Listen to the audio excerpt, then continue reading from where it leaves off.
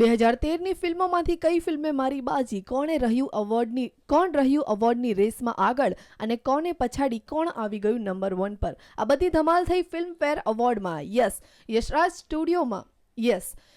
સ્ટુડિયોમાં યોજાયો 59th Filmfare award. Priyanka Chopra અને રણબીર કપૂર દ્વારા આ એવોર્ડ ફંક્શનને હોસ્ટ કરવામાં આવ્યો હતો.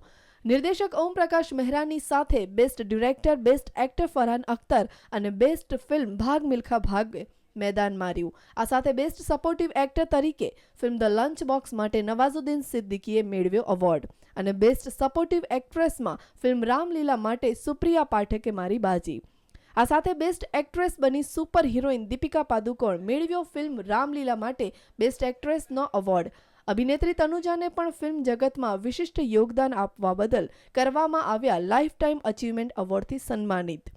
નિર્માતા નિર્દેશક કરણ જોહરે આ વર્ષ દરમિયાન દુનિયાને અલવિદા કહી ચૂકેલા ફિલ્મી સ્ટાર પ્રાણ, સુચિત્રા સેન, ફારૂક શેખ અને જિયા ખાન વગેરેને શ્રદ્ધાંજલિ આપી હતી.